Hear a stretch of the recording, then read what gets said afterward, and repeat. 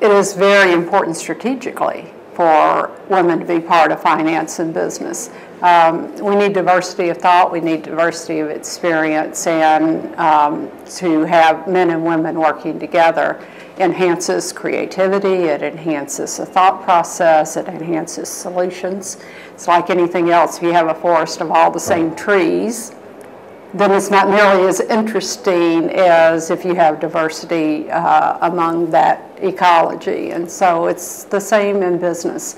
To have women and men working together is a much greater value and much greater benefit as far as the growth strategies, the direction of the company, and providing solutions to whether it be clients or consumers or whoever the stakeholders are.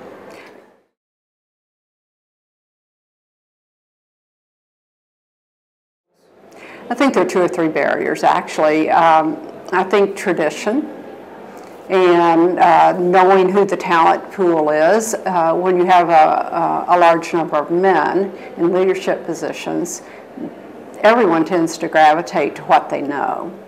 And they tend to know more men than they know women. And so it's up to the women who attain those roles to bring the consciousness of the need to increase the ranks of women among the leadership.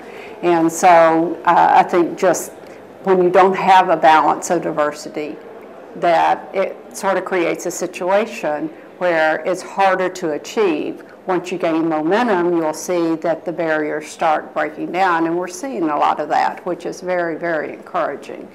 I think secondly, we talk about the confidence factor.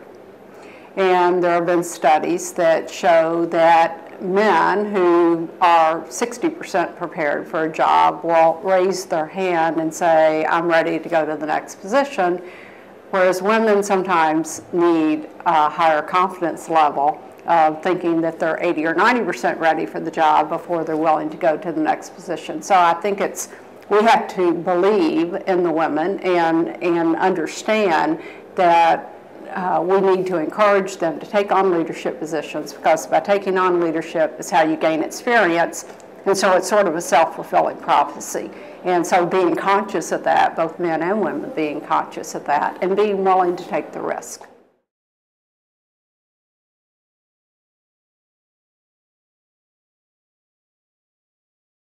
Well, of course, the United States is one country. The UK is one country, whereas Africa is many countries. So I would say there are parts of Africa that have made much, much progress, and there are other parts of Africa that are still trying to get there. In fact, in 40% of the African countries, they do not even have professional accountancy organizations. So the challenges are very different for the different countries, but yes, there are still strong biases and strong tradition in many of the African countries that do not recognize the potential of women. And so we have to spread the word. We have to give examples of why this is beneficial to the firms, to the companies. And this is not something that we're doing as a favor to women. This is something for the benefit of the firms and for the companies that they work within.